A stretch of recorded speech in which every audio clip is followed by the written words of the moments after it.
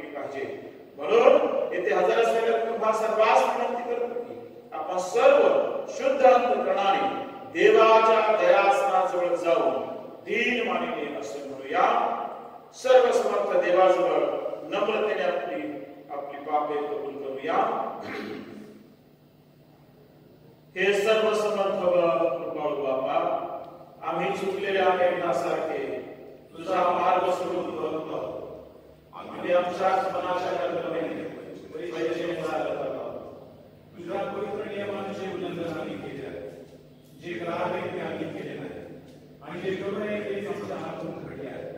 आमच्या काही सुवासना म्हणून हे प्रभू आम्हालाही पाप्यावर दया कर. जे आपली पापे पदरी घेतात त्यास बक्षीस. आमच्या प्रभू येशू ख्रिस्ताच्या द्वारे जी वचने मनुष्य मनापास दिली आहे त्या वचनानुसार जे अनुतापी आहे त्यांना यथापूर्वक कर.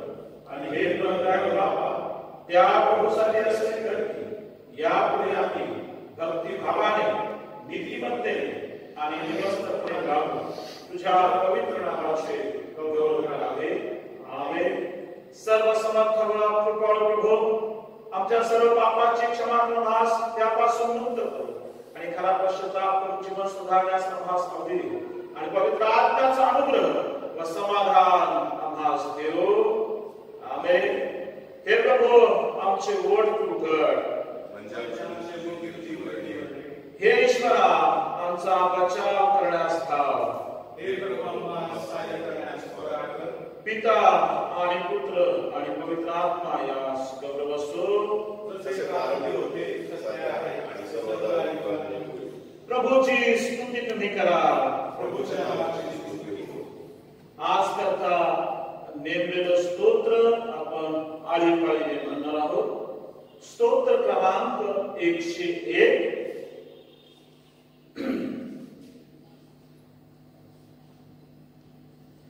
स्तोत्र क्रमांक 101 आळीपाळीने हे स्तोत्र आपण म्हणणार आहोत. दया व न्याय याविषयी मी गाईन. हे परमेश्वरा मी तुझी स्तोत्रे गाईन. मी सुजतेने सरळ मार्गाने चालेल. तू माझ्या जवळ केव्हा येशील. मी आपल्या घरी सरळ बंद करणारे वागेन. मी अनुचित गोष्ट आपल्या मित्रासमोर येऊ देणार नाही. अनाचाराचा मी तिरस्कार करीतो. तो मला बिलगणार नाही. हृदयाची कुटिलता मला सोडून जाईल. मी वाईटाची परीक्षा ठेवणार नाही. आपल्या शेजाऱ्याची गुप्तपणे चहाई करणाऱ्याचा मी विध्वंस करीन. जो कुर्बेबाज व गर्विष्ठ मनाचा आहे त्याची मी गय करणार नाही. देशाची विश्वासू जन माझ्याजवळ राहावे म्हणून माझी त्यांच्यावर नजर असते. सात्विक मार्गाने चालणारा माझा सेवक होईल. कपट करणाऱ्याला माझ्या घरात खाना मिळणार नाही. असत्य बोलणारा माझ्या दृष्टीपुढे टिकणार नाही. देशाच्या सर्व दुर्जनांचा मी रोज सकाळी दिवस करीत जाईल. म्हणजे परमेश्वराच्या नगरातून दुष्टाई करणाऱ्या सर्वांचा उद्देश होईल. पिता पुत्र आणि पवित्र आत्मा यास गौरव असो. जसे प्रारंभी होते सध्या आहे आणि सर्वदा युगाने होईल. आमेन. मंडळी खाली बसावं. यावेळेस जुन्या करारातील प्रथम शास्त्रपाठ यावेळेस आपण ऐकूया.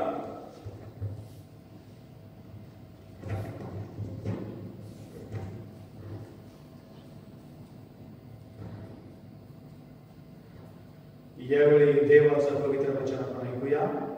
अनुवादाचा ग्रंथ याचा 21वा अध्याय. अनुवादाचा ग्रंथ याचा 21वा अध्याय आणि त्याच्या 18व्या वचनापासून 21व्या वचनापर्यंत.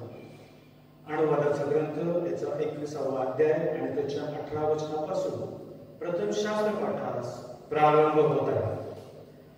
एखाद्या मनुष्याला हट्टी आणि अनावर मुलगा असला आणि आपल्या आईबापांची आज्ञा तो जुमानीत नसला आणि त्याला शासन केले तरी त्यांचे ऐकत नसला तर त्यांच्या आईबापांनी त्याला धरून बाहेर काढून गावाच्या वेशीत चावडीवर गावाच्या वडील वर्गासमोर न्यावे आणि त्यांनी गावच्या वडील वर्गाला सांगावे, हा आमचा मुलगा हत्ती व अनावर आहे.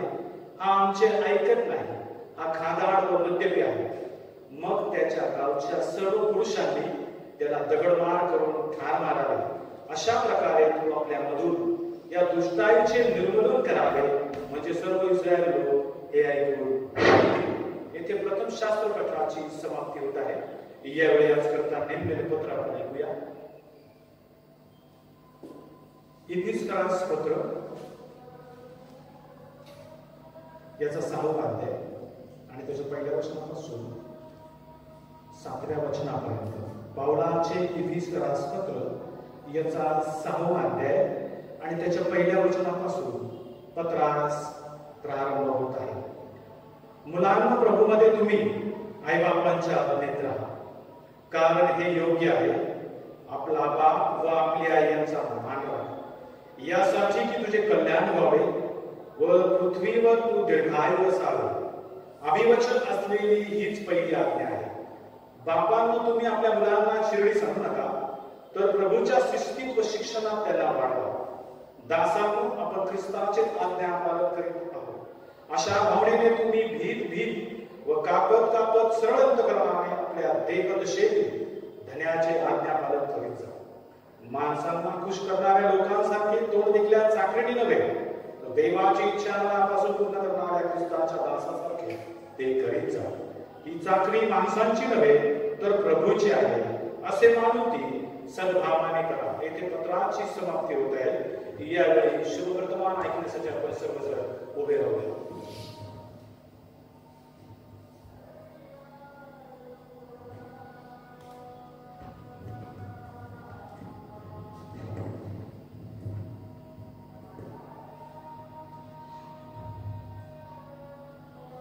प्रभु तुम्हा सह असो.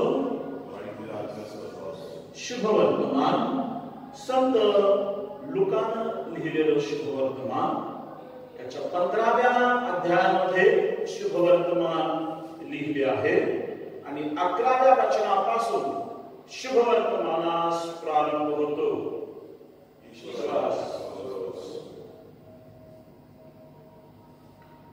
आणखी तो म्हणाला, कोणा एका मनुष्याला 2 मुलगे होते. त्यापैकी धाकटा बापाला म्हणाला, बाबा, मालमत्तेचा वाटा मला द्या. तेव्हा त्याने आपल्या मिळकतीची त्यांच्यात वाटणी केली.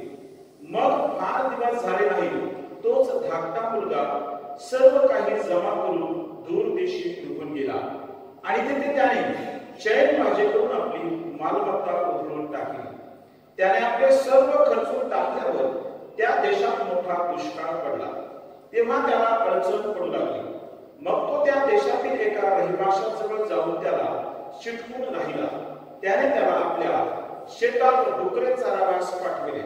तेव्हा डुकरे खात असत, त्यातल्या शेता तरी खाऊन पोट भरावे अशी त्याला फार इच्छा होई. त्याला कोणी काही देत नसे. नंतर तो शुद्धर येऊन म्हणाला, माझ्या बापाच्या कितीतरी मोलकऱ्यास भाकरीची भेलचेल आहे आणि मी तर येथे भुकेले मरतो आहे. मी उठून आपल्या बापाकडे जाईन व त्याला म्हणेन, बाबा, मी स्वर्गाविरुद्ध व तुमच्या विरुद्ध पाप केले आहे. आता तुमचा मुलगा म्हणून घेण्यास मी योग्य नाही. हे ख्रिस्ताचे शुभवर्तमान आहे. हे ख्रिस्ता, तुझी स्तुती असो. उभासनाचा आपला प्रेषिकीय विश्वासांगीकार आपण सर्वजण मिळून म्हणूया. सर्वसमर्थ आकाश पृथ्वी त्यावर मी विश्वास ठेवतो आणि येशू ख्रिस्त त्याचा एकलता आणि पुत्र आमचा प्रभू, जो पवित्र आत्म्याच्या योगाने कुमारी मरियेपासून जन्मला, ज्याने पंत पिलाताच्या विरुद्ध होते, ज्याला क्रूसित केले, जो मरण पावला, जो अधोलोकात उतरला, तिसऱ्या दिवशी मेल्यानंतर पुन्हा उठला, स्वर्गात चढला आणि सर्वशक्तिमान देवाचा पिता त्याच्या पृथ्वीकडे असनस्त झाला आहे. ते जिवंतांचा मेलेल्यांचा त्यावर मी विश्वास ठेवतो. पवित्र आत्मा, पवित्र कॅथोलिक एक्लेसिया, संतांची सहभागिता, पापांची क्षमा आणि देहाचे पुनरुत्थान याविषयी मी विश्वास ठेवतो. आमेन. मंडळीनं खाली बसावं.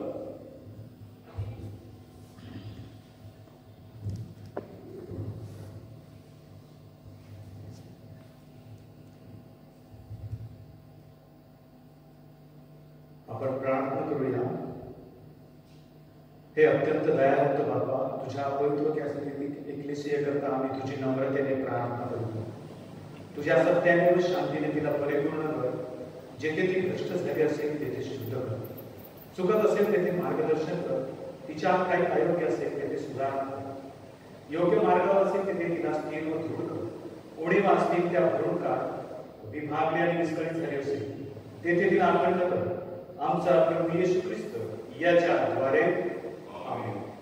सर्व ख्रिस्ती कुटुंबाच्या ऐक्य करता आपण प्रार्थना करू. हे सर्वसमर्थ ईश्वरा, सर्व ख्रिस्ती लोकांस दृश्य व दृश्य स्वरूपातील शांती, खरी एकात्मता आणि ऐक्य तुझ्याद्वारे मिळावे असे आम्ही आग्रहाने तुझ्याजवळ मागतो. आमचा प्रभू येशू ख्रिस्त याच्याद्वारे आमेन. आचार्य व तो भक्तगणेच्या करता आपण प्रार्थना करू.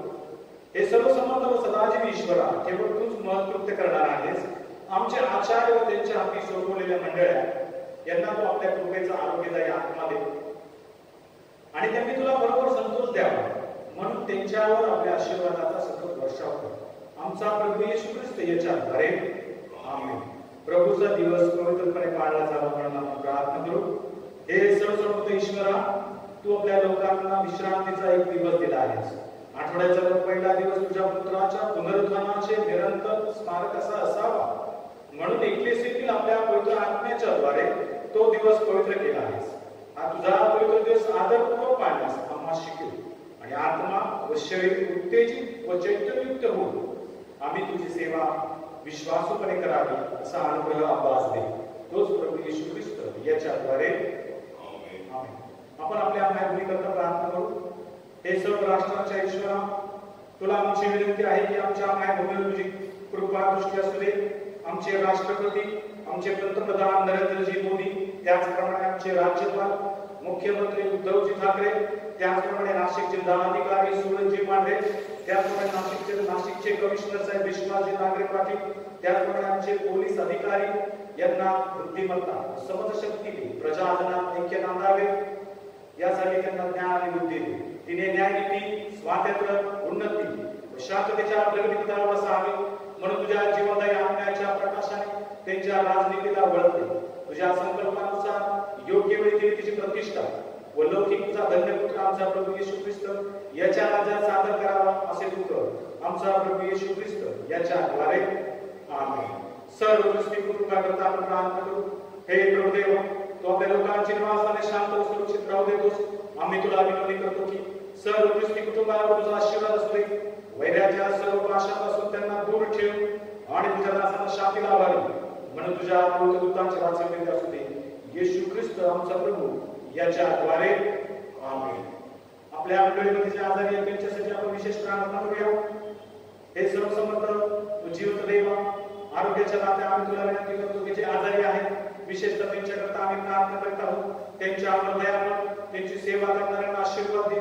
तुझी इच्छा असल्यास तुझ्या कृपेने त्यांना लवकर आरोग्य प्राप्त व्हावे आणि त्यांनी तुझ्या पवित्र एकविषयी तुझे उपकार स्तुती करावे असे तू कर. आमचा प्रभू येशू ख्रिस्त याच्याद्वारे अनुग्रहासाठी सांग प्रार्थना. हे प्रभू आमच्या स्वर्गातील बाबा, सर्वसमर्थ सनातन देव, आज तू सकाळपर्यंत आम्हाला सुखी ठेवले. आपल्या आराम सामर्थ्याने या दिवशी आमचे संरक्षण कर आणि असे योग्य आज कोणते पाप किंवा संकट आम्ही पडू नये, परंतु तुझ्या दृष्टीने जे सरळ ते आम्ही सर्वदा करावे म्हणून आमचे सर्व कृत्य तुझ्या योजनेने व्यवस्थित व्हावे. आमचा प्रभू येशू ख्रिस्त याच्याद्वारे आमेन. हे सर्वसमर्थ देवा, आम्ही या सगळी एकमताने आमच्या सामुदायिक प्रार्थना तुझ्याशी सादर कराव्या म्हणून तू आम्हाला सांगण्यात दिला आहे आणि तू असे वचन दिले आहेस की दोघे किंवा तिघे माझ्या नावाने एकत्र जमले म्हणजे मी त्यांच्या विनंत्या मान्य करेन. म्हणून हे प्रभू, आम्हा तुझ्या दासांना सर्व प्रकारे हितकार होईल आशा केले.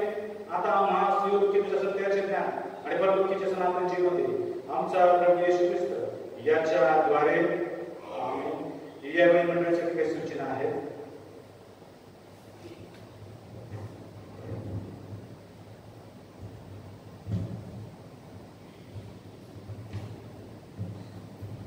सर्वांना ख्रिस्तात सलाम.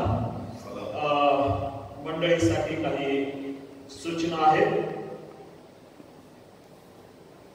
की या लॉकडाऊनच्या काळामध्ये मंडळीला वेळोवेळी विनंती करण्यात आलेली आहे की आपल्या स्वनाकाराचे जे डबे आहेत ते आपण चर्चमध्ये पोस्ट करावे. सकाळी 10:30-11 वाजेपासून तर आपण दुपारी संध्याकाळी 4 वाजेपर्यंत आपण चर्चमध्ये आपल्या स्वनाकाराचे डबे आणून तुम्ही देऊ शकता. त्याचप्रमाणे दशांश सुद्धा आपण चर्चमध्ये आणून देऊ शकता. आणि या ठिकाणी सुद्धा काही मंडळीतील सभासदांना आपले दशांश त्यांनी दिलेले आहेत.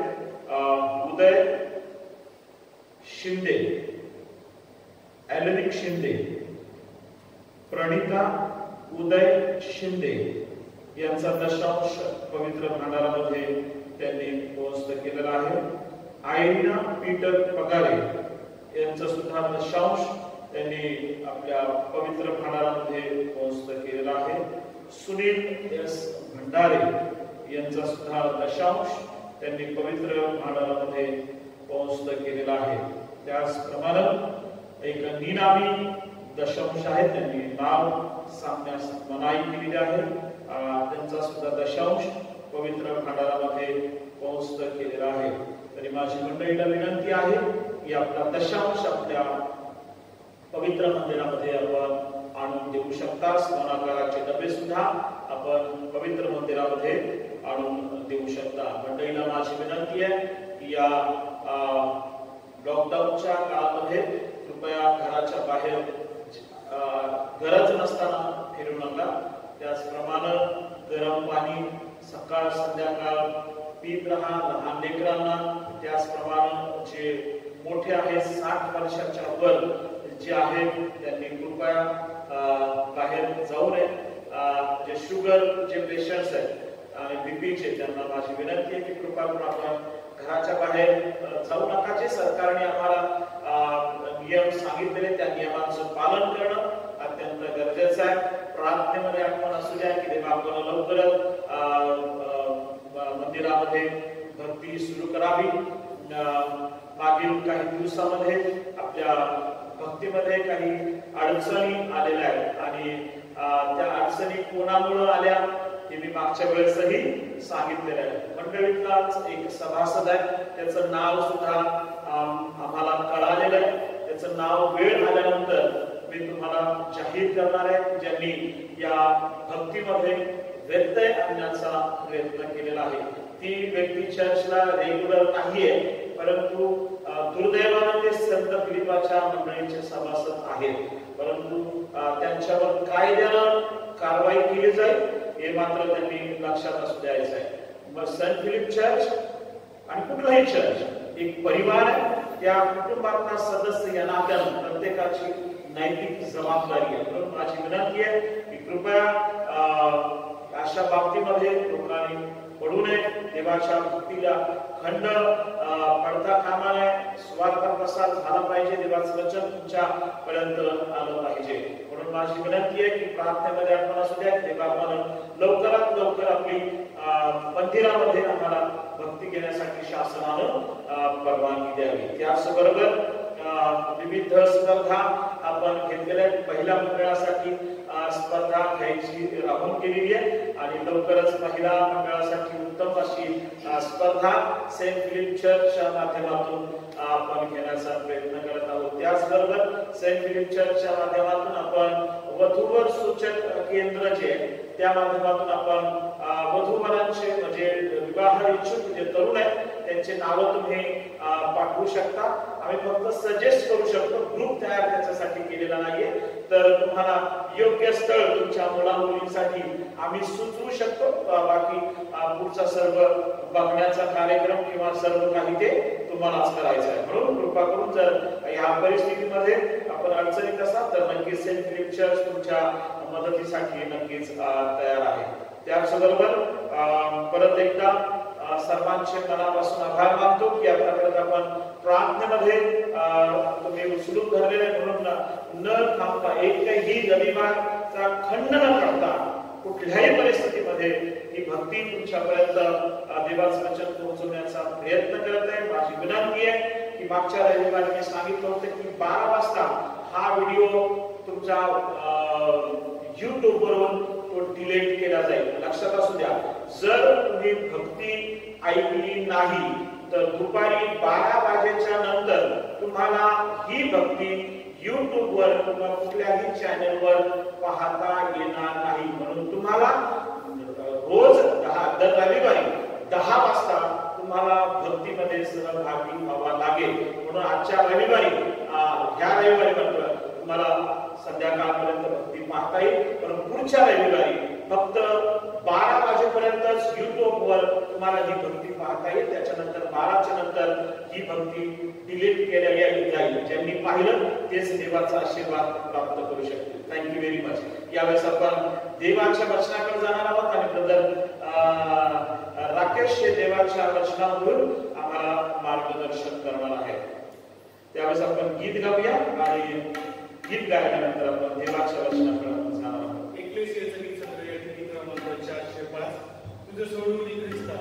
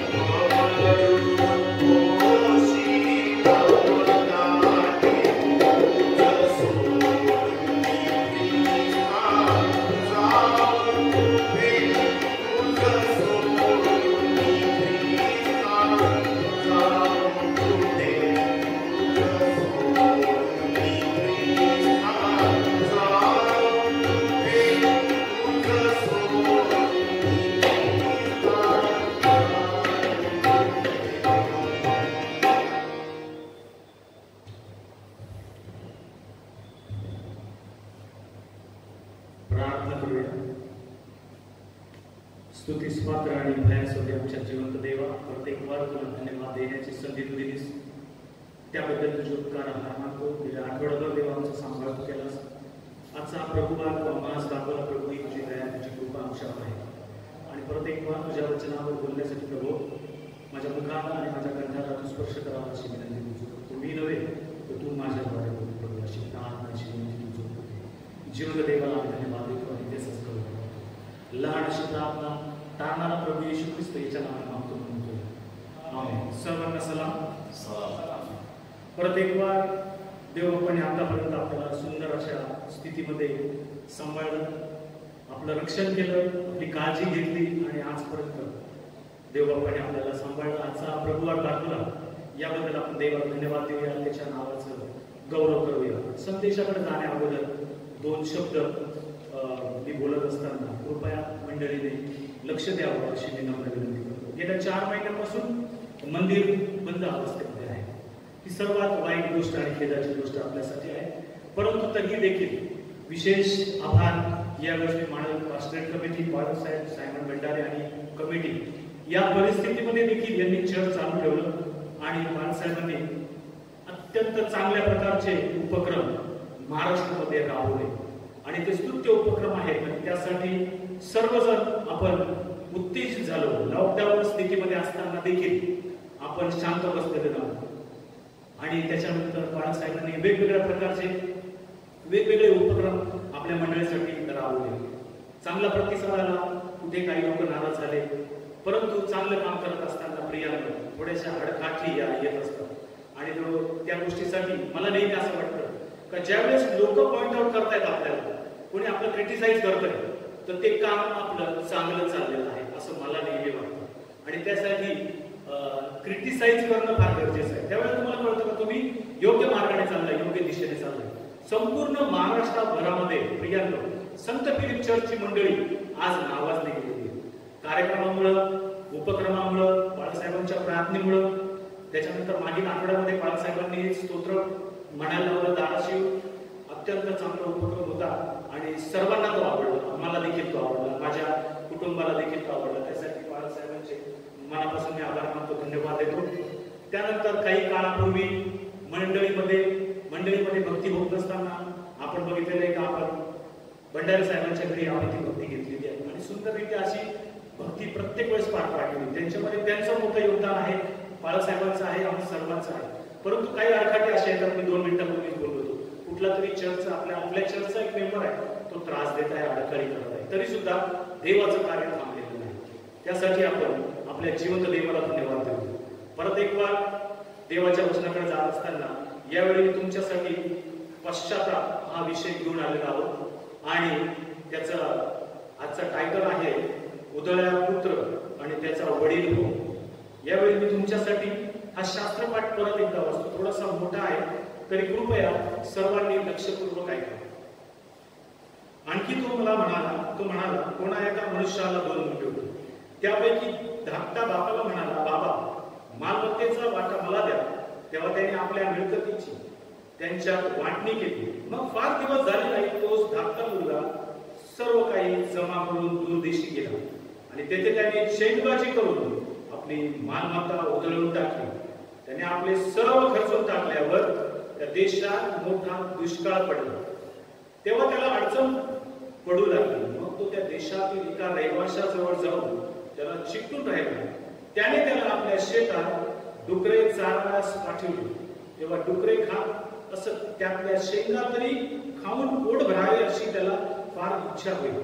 त्याला कोणी काही देत नसे. नंतर तो शुद्धीवर येऊन म्हणाला, माझ्या बापाच्या कितीतरी मुलकरास भाकरींची रेलचेल आहे. मी तर येथे भुकेने मरतो आहे. मी उठून आपल्या बापाकडे जाईल व त्याला म्हणेल, बाबा मी स्वर्गाविरुद्ध व तुमच्या विरुद्ध पाप केले आहे.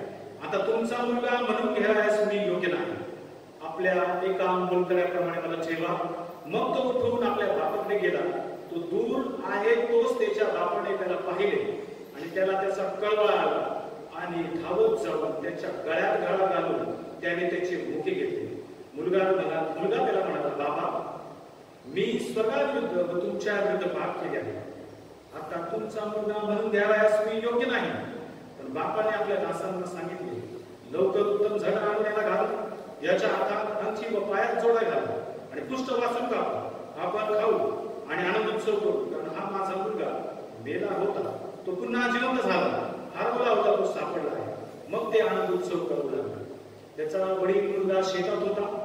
तो घराजवळ आला तेव्हा त्याने गायन वादन नृत्य यांचा आवाज ऐकला. तेव्हा त्याने एका चाकरास बोलावून विचारले, हे काय चालले आहे. त्याने त्याला सांगितले, तुमचा भाऊ आला आहे. तो तुमच्या वडिलांना सुखरूप परत मिळाला म्हणून त्यांनी पुष्ट वासरू कापले आहे. तेव्हा तो रागावला व आत जाईना म्हणून त्याचा बाप बाहेर आला व त्याची समजूत घालू लागला.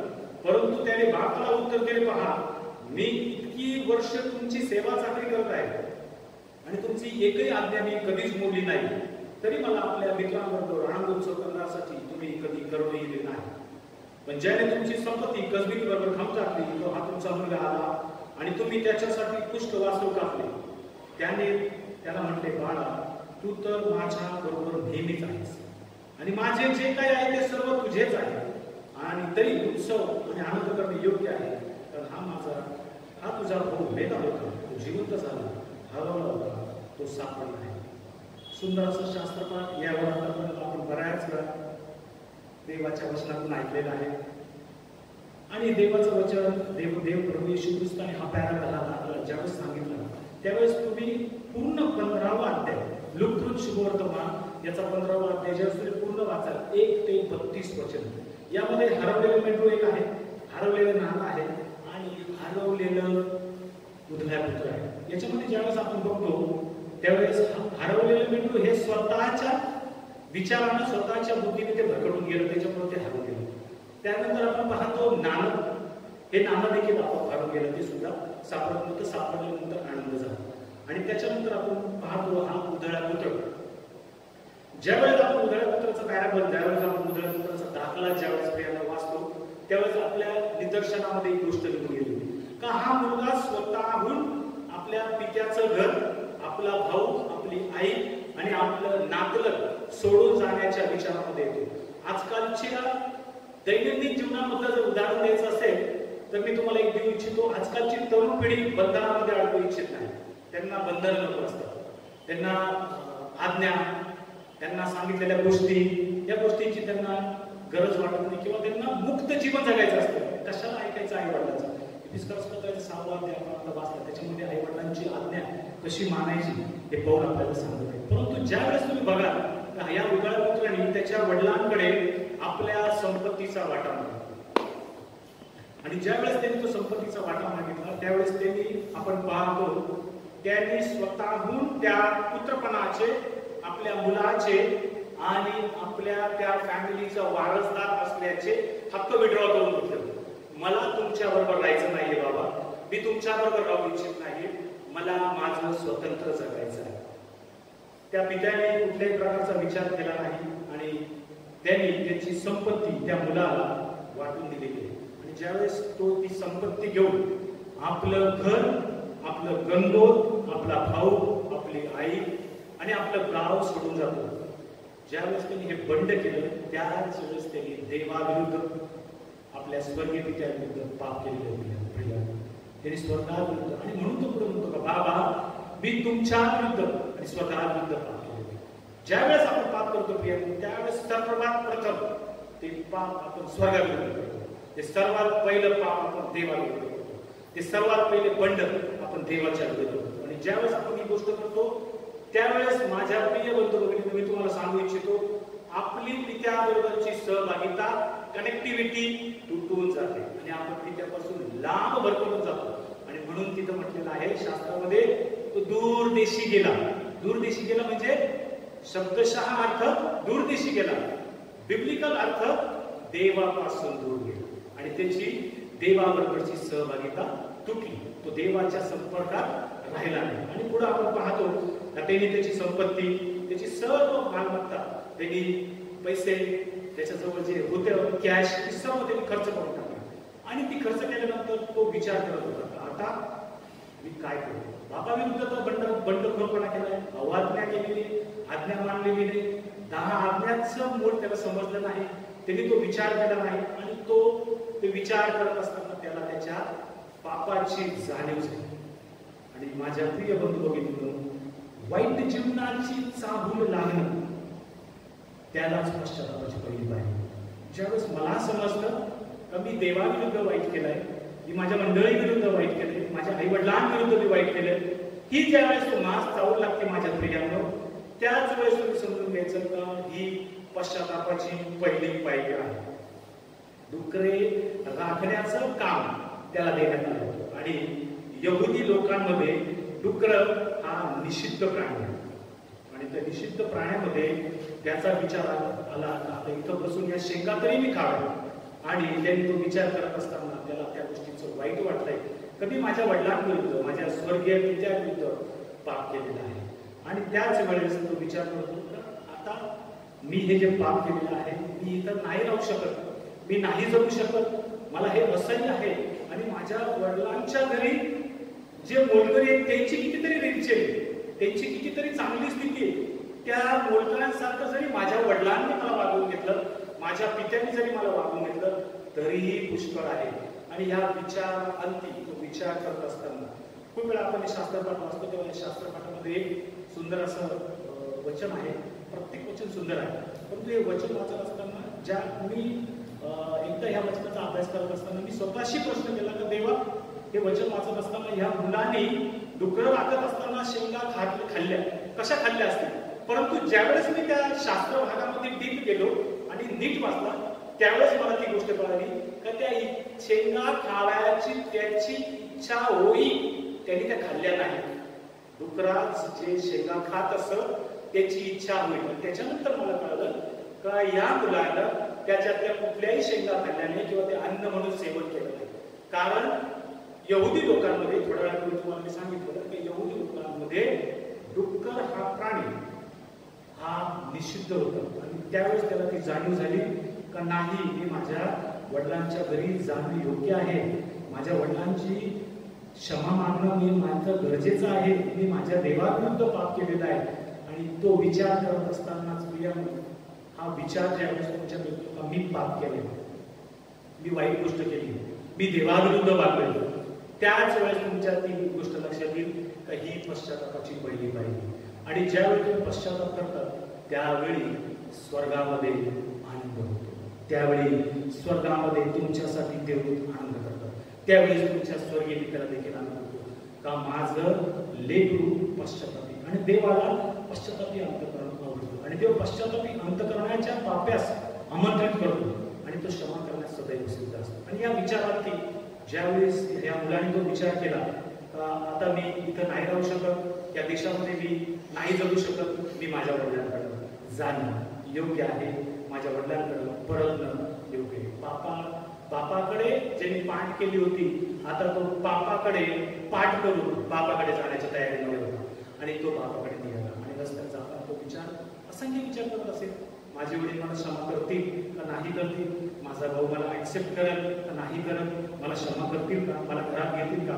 परंतु त्याला तो विश्वास होता प्रियाने का ते माझे वडील आहे, तो माझा भाऊ आहे, ती माझी आई आहे. आईचा उल्लेख जरी नसेल तरीही त्याच्या मनामध्ये ते विचार असतील का मी या सर्वांविरुद्ध पाप केलेलं आहे, परंतु हे माझे आहे. आणि त्यावेळेस त्याने बापाकडे पाठ केली आणि बापाकडे मुख करून तो निघालेला आहे. आणि ज्यावेळेस तो येत असताना ज्यावेळेस त्यांनी पाहिलं तर आता मला इथं गत्यंतर नाही, मी माझ्या वडिलांकडे मार्ग असतो भाऊ. आणि हा हृदयपुत्र त्याच्या घराच्या मार्गाकडे निघालेला.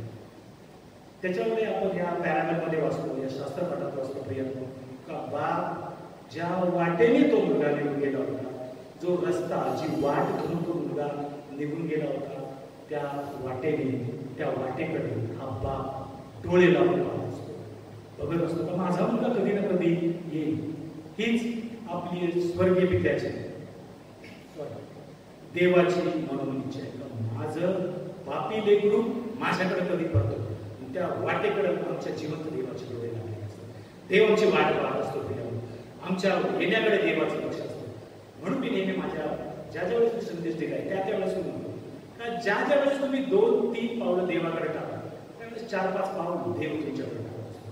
देवाला पश्चातापी अंतःकरण फार आवडतं, प्रिय खूप आवडतं. कारण पश्चाताप ज्यावेळेस तुम्ही करतात आणि तो करण्याचा निर्धार करतात त्याच अर्थी तुम्ही पश्चाताप केलेला आहे, ते पश्चातापी अंतःकरण देव पाहतो. आणि त्या वाटेकडे डोळे या पित्याचे लागलेले होते. यासाठी आमचे मार्ग वाईट मार्ग सोडून देखील आज आम्ही देवाकडे वळलो पाहिजे. तो आमची वाट पाहतो, तो स्वर्गात आमच्याकडे बघतोय, त्याचे नेत्र आम्हाला आजमावतात.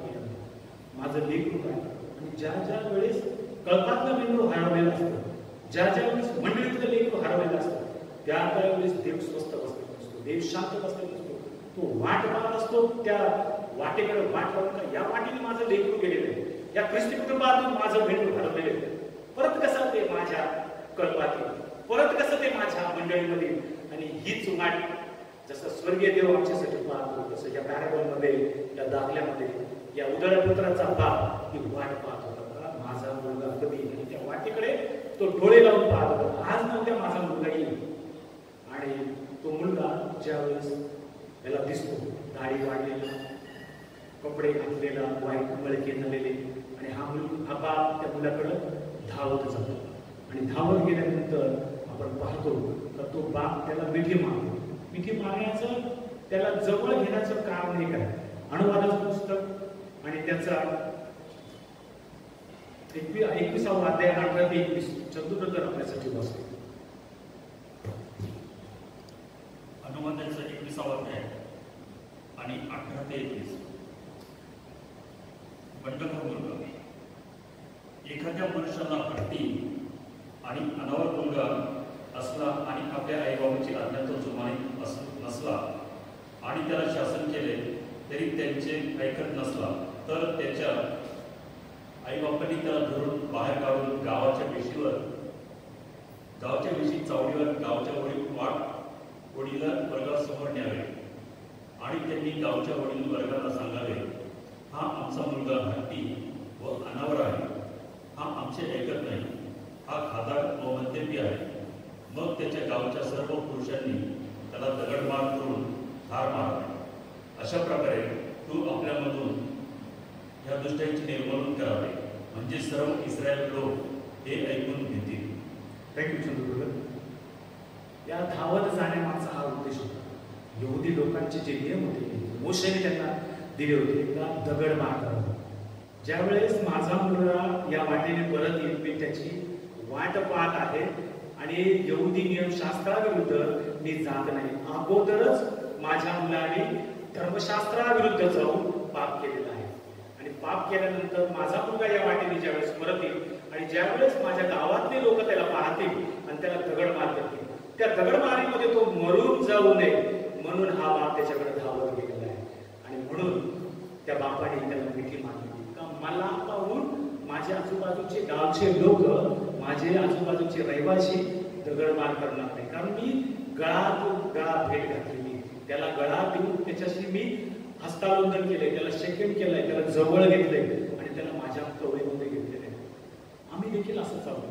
पापांनी बरबटलेलं, वाईट विचारांनी बरबटलेलं, स्वार्थी विचारांनी आमचं डोकं भरलेलं, बेविचारी विचारांनी आमच्या डोक्यामध्ये चाललं, वासनांनी भरलेले आमचे डोळे आहेत. आणि ज्यावेळेस आम्ही हे घेतो आणि वावरत असतो, ज्यावेळेस आम्ही पश्चाताप करतो, या परिस्थितीमध्ये सुद्धा देव आम्हाला आलिंगन देऊ इच्छितो. इतकं घाणेरडं असताना देखील आमचा जिवंत देव आम्हाला मिठी मारू इच्छितो. कशासाठी? का आम्ही पापाचा पश्चाताप केले, पापाचा आम्ही त्याग केलेला आहे. या बापाने सुद्धा हेच केलं माझ्या प्रिय. या घाणेरड्या मुलाला, या दाढी वाढलेल्या मुलाला, या अस्ताव्यस्त झालेल्या मुलाला, या घाणेरड्या मुलाला, या पापी मुलाला, या उधळ्या पुतळाला, हे सर्व नाम आम्हाला लागू होतात. आम्ही तर घाणेरड्या कुठल्या गोष्टीत आहे? पाप करण्यामध्ये. आम्ही घाणेरड्या गोष्टी, आम्ही जर दाढी वाढवली, दाढी जर आम्ही स्वच्छ केली असेल तर आमच्या अंतःकरणामध्ये घाणेरडे विचार, आमच्या डोळ्यामध्ये वास नाही, आमच्या अंतःकरणात पाप, डोक्यामध्ये स्वार्थी विचार आमचे चालू. या स्थितीमध्ये असताना ज्यावेळेस आम्ही विचार करतो का आम्ही आता पाप न केलं पाहिजे, आम्ही आमच्या देवाकडे वळलं पाहिजे. तर मी ख्रिस्ती कुटुंबात आहे, मी ख्रिस्ती कुटुंबातून जन्म घेतलेला. मी या मंडळीचा अनेक वर्षापासून सभासद आहे. ज्यावेळेस माझ्या जीवनामध्ये हे विचार येतात का मी पापाचा त्याग माझ्या देवाकडे जाणं गरजेचं. त्या या स्थितीमध्ये जसं या बापाने या मुलाला आलिंगन दिलं, तसं आमचं स्वर्गीय पिता आम्हाला आलिंगन देऊ इच्छितो. कशासाठी? पाप केल्यानंतर मी पश्चाताप केलाय. पापी लोक ज्यावेळेस देवाकडे येतात त्यावेळेस स्वर्गामध्ये जो आनंद होतो माझ्या प्रियांनो, त्याच्यापेक्षा प्रचंड आनंद, देवाचा आनंद तो अवर्णनीय आहे. इतका आनंद देवाला होतो, इतका देव उत्कंठित असतो का त्याच्या मुलांना जवळ घेण्यासाठी. जो पाप करून त्याची सहभागिता सोडून दुसरीकडे गेलाय, जो पाप करून त्याचं घर सोडून निघून गेलेला आहे, जो पाप करून त्याच्या मंडळीतून बाहेर पडलेला, जो पाप करून कळपातून बिखरलेला आहे, कळपातून बाहेर गेला, परंतु ज्यावेळेस तो परत त्या घरी येतो, त्या मंडळीत येतो, त्या देवाच्या सहभागितेमध्ये येतो, तर त्यावेळेस देव त्या आलिंगन देऊ इच्छितो. पापाचं मरण वेतन आहे, हे सर्वांना ठाऊक आहे. कशाचं आम्ही कसं पापाचं वेतन मरण म्हणतो? आम्ही आध्यात्मिकरित्या म्हणतो. आमची सहभागिता देवाबरोबर तुटली जाते, आम्ही देवापासून लांब होतो आणि म्हणूनच आमचं मरण शारीरिक वेगळं आहे आणि हे आध्यात्मिक मरण वेगळं आहे. इतकं वाईट स्थितीमध्ये असताना देखील देवाकडं येण्यासाठी कुठल्याही उशीर नाही. कधी तुम्ही लेट होऊ शकत नाही. ज्यावेळेस तुम्हाला कळत मी पाप केलंय, मी पश्चाताप अंतःकरणाने देवाचे येऊ शकतो, देवाकडे येण्यास कधीही विलंब होत नाही. तुम्ही कुठल्याही वेळेस येऊ शकता, कुठल्याही वेळेस, परंतु तुमचं पापाचं परिमार्जन हे तुम्ही स्वतः केलं पाहिजे. मी इतके अघोरी पाप केलेले, तुम्ही मनाची प्रश्न विचारू शकत नाही का देव मला क्षमा करेल. क्षमा करणारा देव आहे, प्रीती करणारा देव आहे, ते देवाकडे तुम्ही सोडून द्या. परंतु जे पश्चातापी अंतःकरण आहे देव ते पाहत असतो. आणि त्याच्यानंतर या लेकराला या बापाने आलिंगन दिलेलं आहे आणि त्याला घरामध्ये घेतलेलं आहे. लूक 15 शुभकर्मण्याचं 15 7 वर्ष.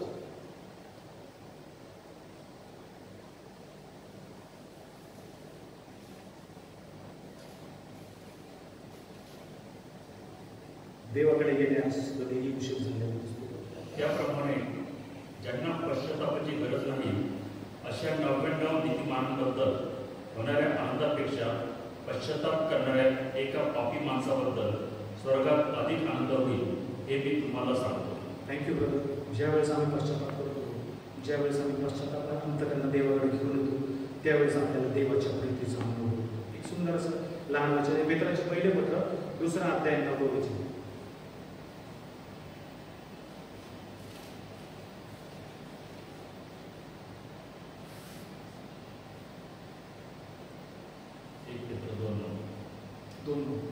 पण तुम्ही तर निवडलेला वंश, राजकीय याजकगण, पवित्र राष्ट्र, देवाचे स्वतःचे लोक असे आहात, यासाठी की ज्याने तुम्हाला अंधकारातून काढून आपल्या अद्भुत प्रकाशात पाचारण केले त्याचे गुण तुम्ही प्रसिद्ध करावे. Thank you brother.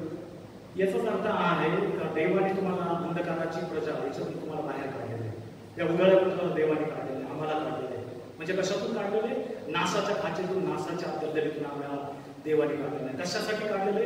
कशासाठी केलेलं? अद्भुत प्रकाशात पाचारण करण्यासाठी. म्हणून तो म्हणतो का मी जगाचा प्रकाश आहे, आम्ही जगाचा प्रकाश आहोत, आम्ही जगाचे मीठ आहोत. कशासाठी त्याने आम्हाला पाचारण केलंय हे समजून घेणं आधी गरजेचं आहे. आम्हाला तो पाचारण करतो कशासाठी? का तुम्ही अंधकाराची प्रजा आहे, तुम्ही प्रकाशाची प्रजा आहे. कशाची प्रजा आहे? प्रकाशाची. कशासाठी? तुम्ही माझी मुलं आहे. कशासाठी? तुम्ही माझे संतान आहे. कशासाठी? तुम्ही माझे वारस आहात.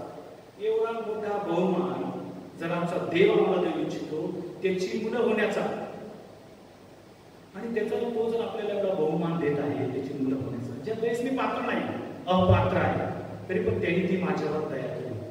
आणि ती दया केल्यानंतर मी त्या अद्भुत प्रकाशामध्ये आलेलो. कुठल्या प्रकाशात आलेले?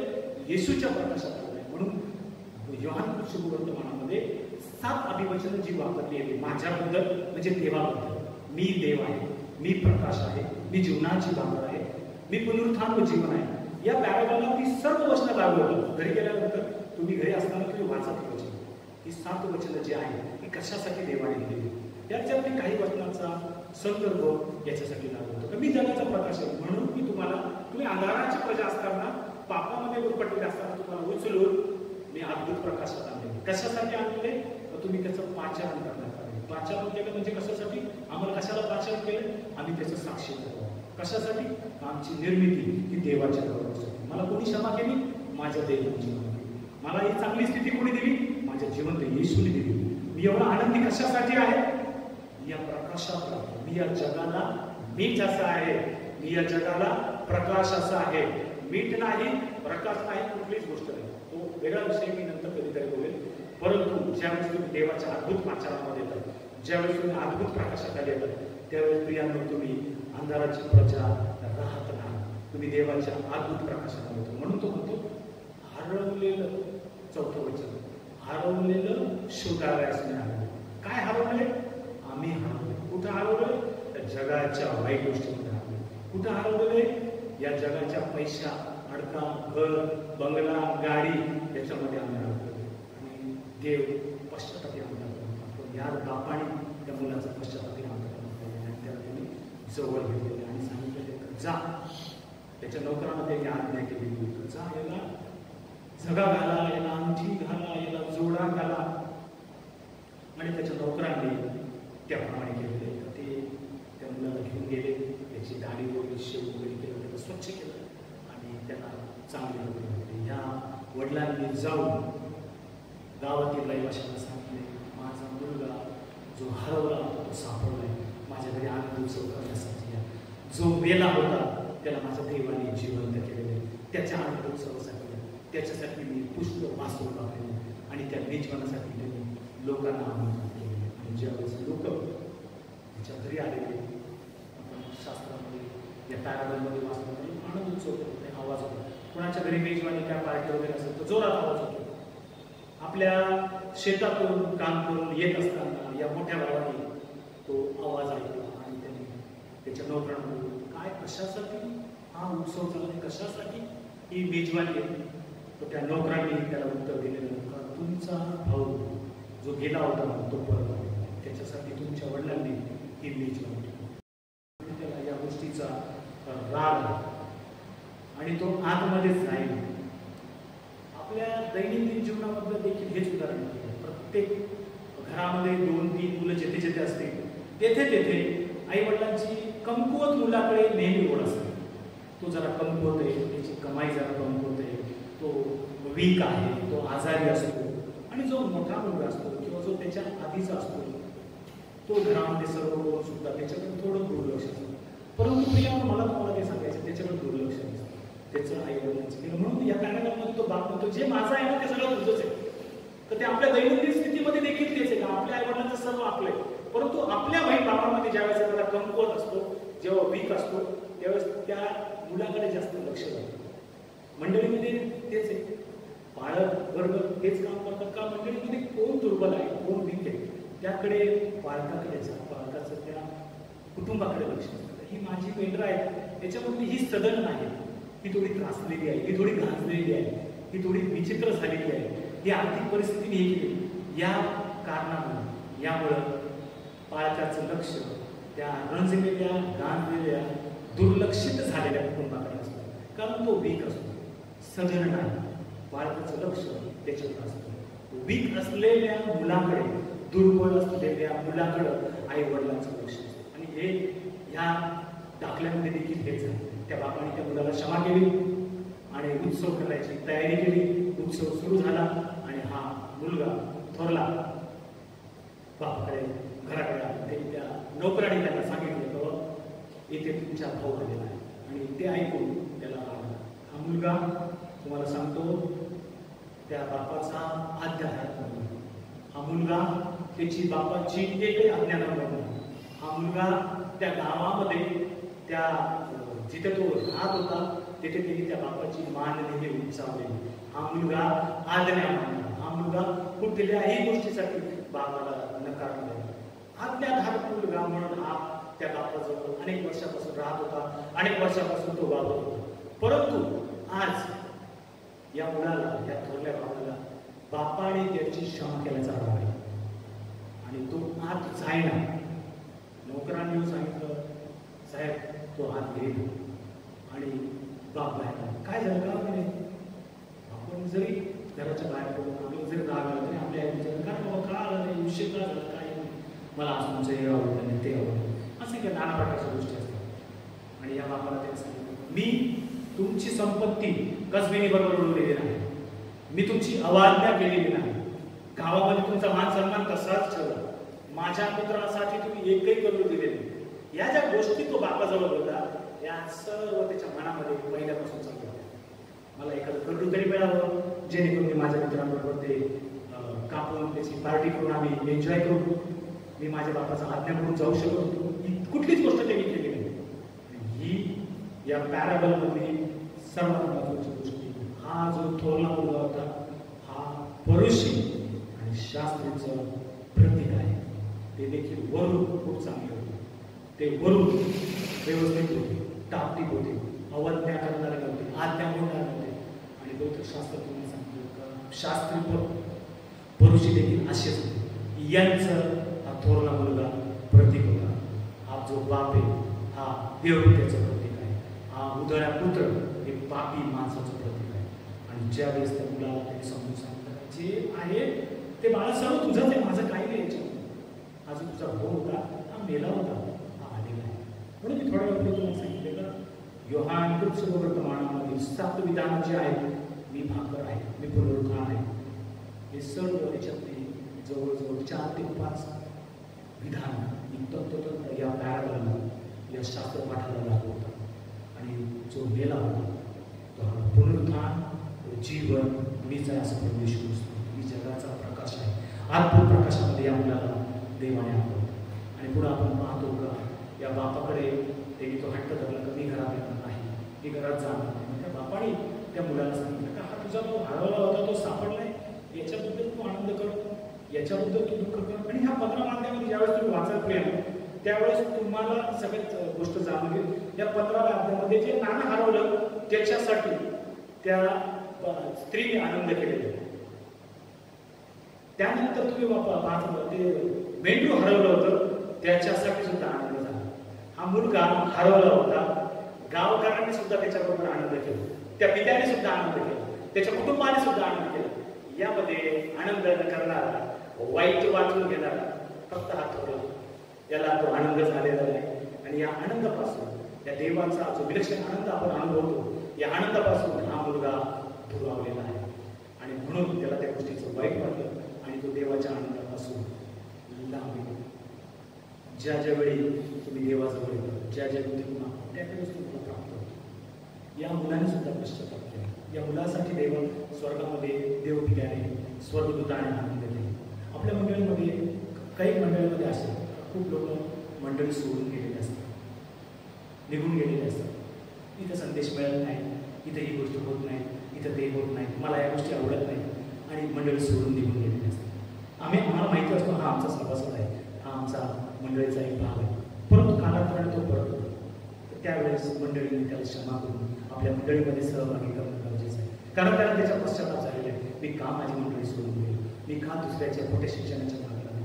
आणि ज्यावेळेस आम्ही त्याला क्षमा करत नाही त्यावेळेस आम्ही शास्त्र आणि ज्यावेळेस आम्ही त्याला क्षमा करतो त्यावेळेस आम्ही स्वर्ग घेऊन क्षमा करण्यासाठी प्रिया तुमच्या अंतःकरणामध्ये प्रीती पाहिजे, तुमच्या अंतःकरणामध्ये कळवळा पाहिजे, तुमच्या अंतःकरणामध्ये दया पाहिजे.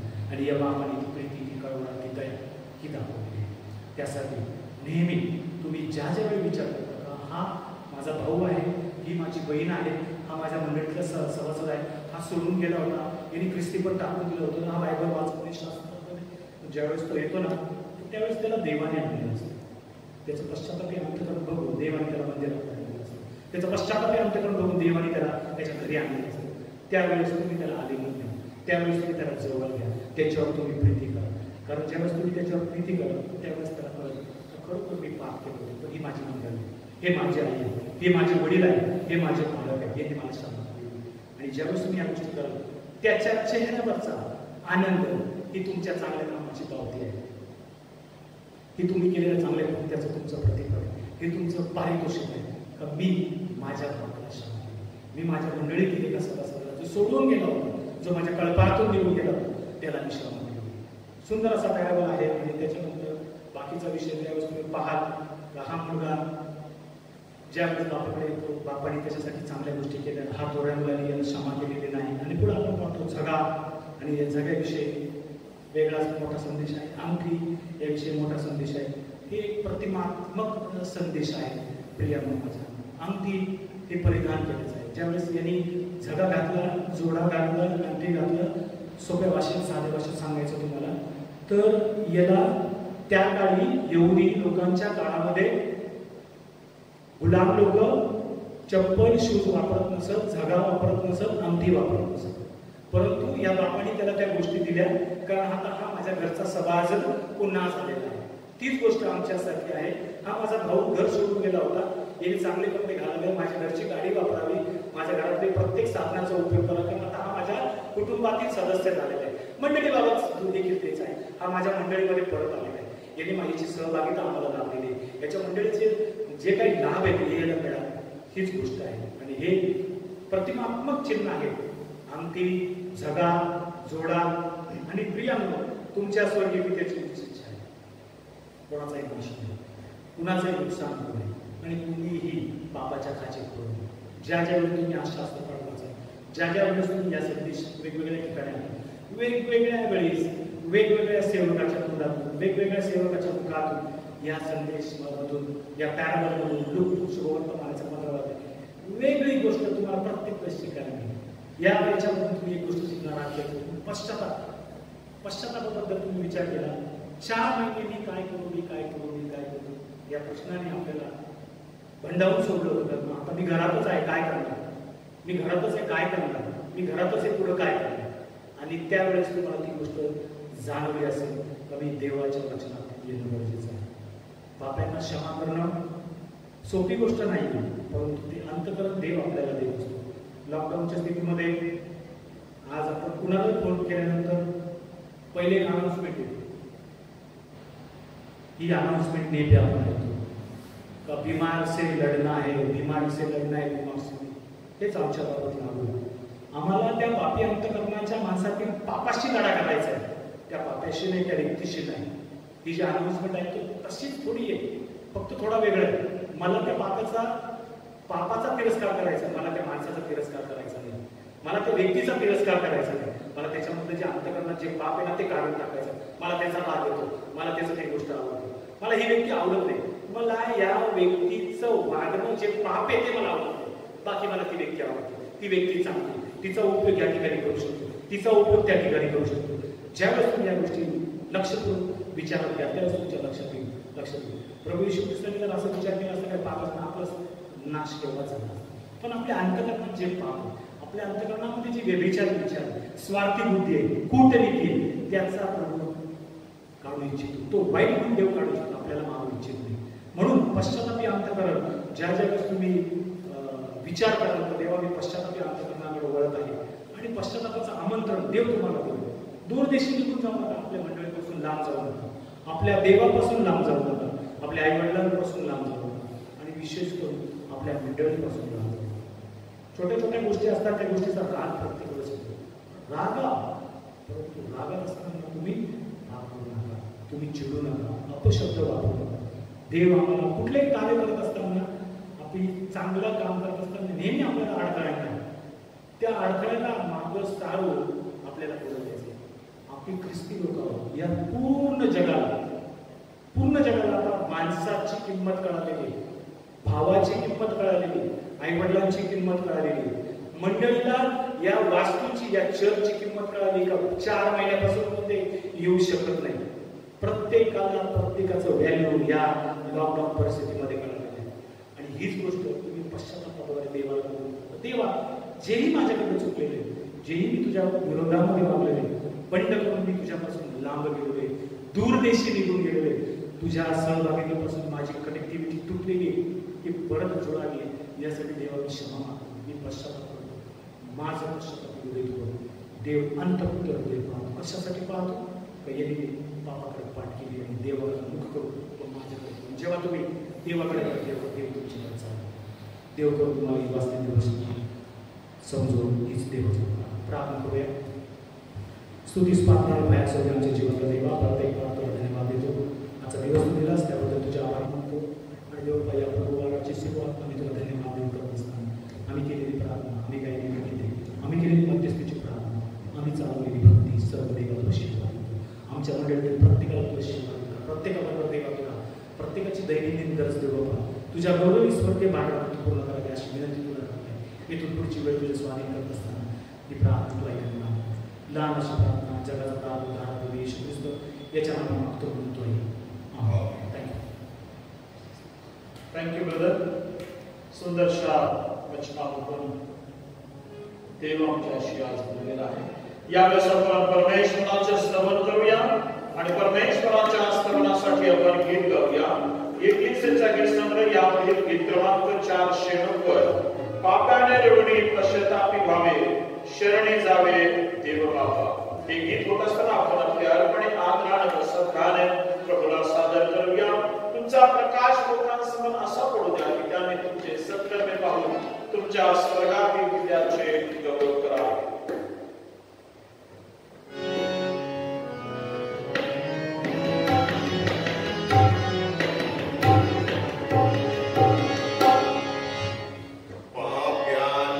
Nira, Nira,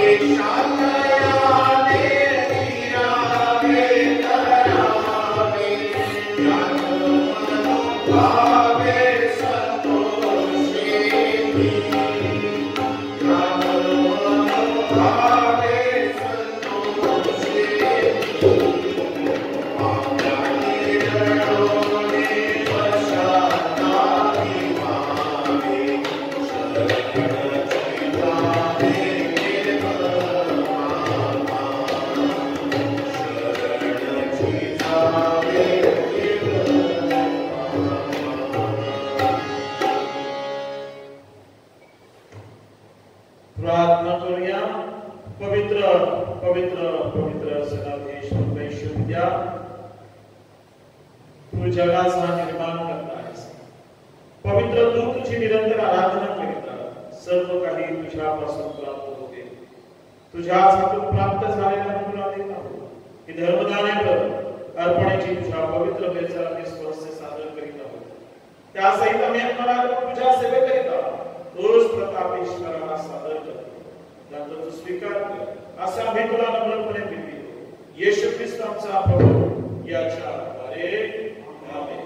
प्रार्थना करूया. पवित्र सदाधीश परमेश्वरा, सुंदरशा वचनावरून तू आज आमच्याशी बोललास. आम्ही तुझे मनापासून अभिप्राय मानतो. प्रार्थना करतो प्रभू. सेक्रेटरी मंडळी मंडळीतील सर्व लहान मुलांसाठी पास्टर कमिटीचे सर्व पदाधिकारी, महिला मंडळ, तरुण संघ, संडे स्कूलचे सर्व टीचर, नाशिक धर्म प्रांताचे बिशप, सर्व कार्यकारिणी पदाधिकारी, सर्वांना तुझा विपुल आशीर्वाद दे. प्रार्थना करतो विशेषतः सुरेश मोहोळ यांच्यासाठी प्रभू परमेश्वरा, ते हॉस्पिटलमध्ये ऍडमिट आहेत. प्रभू परमेश्वरा, प्रार्थना करू त्यांना उत्तम असं आरोग्य दे. आणि प्रभू परमेश्वरा, हा कोरोना व्हायरस या जगामधून, या महाराष्ट्रातून, या नाशिक शहरातून येशू तुझ्या पवित्र नामामध्ये नष्ट कर माझ्या देवा. आणि परत एकदा प्रभू परमेश्वरा, सर्वांच्या द्वारे तुझ्या नामाचा गौरव होऊ दे. पुढील सर्व वेळ प्रभू तुझ्या पवित्र हातामध्ये दे. त्या कारणाला प्रभू येशू ख्रिस्त याच्याच गोड आणि प्रेमाने वागतो म्हणून तू आई. आमेन. प्रभूने शिकवलेली प्रार्थना म्हणूया. हे आमच्या सरकार कृत्या जसे स्वर्गात तुझ्या इच्छेप्रमाणे आमची आणि जशी आम्ही आमच्या अपराधांची क्षमा करीतो, तशीच आमच्या अपराधांची क्षमा कर. आणि आम्हाला परीक्षेत नको, तर आम्हाला वाईटापासून सोड. आणि राज्य, सामर्थ्य आणि गौरव ही सर्व काळ तुझीच आहे. आमेन. सर्व बुद्धी सामर्थ्याच्या पलीकडे असलेले वाढलेले निशाण तुमच्या अंतःकरणाप्रमाणे देवाच्या आणि त्याचा पुत्र येशू ख्रिस्त आपला प्रभू याच्या ज्ञानात आणि सर्व समर्थ देव पिता, पुत्र आणि पवित्र आत्मा याचा आशीर्वाद तुम्हावर असो आणि सदा सर्वदा तुम्हा सोबत राहो.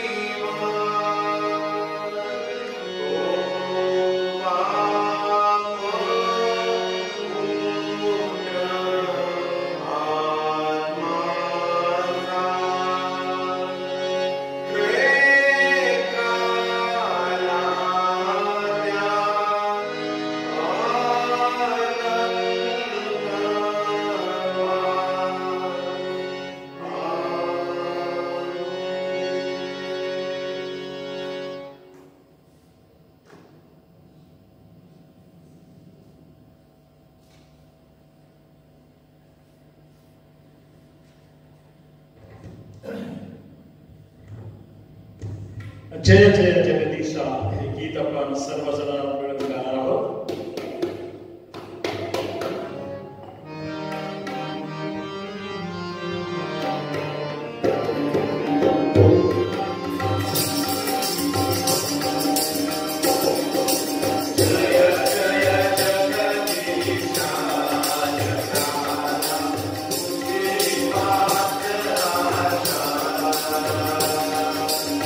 जय मंगल रामा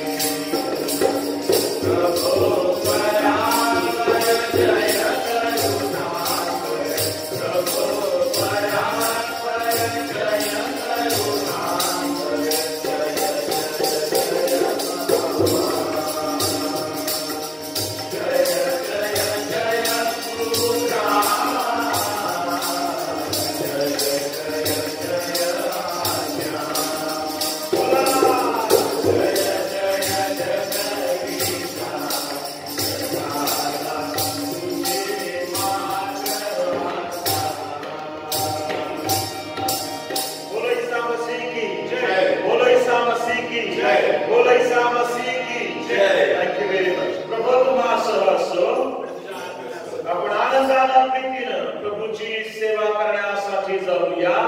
प्रवेश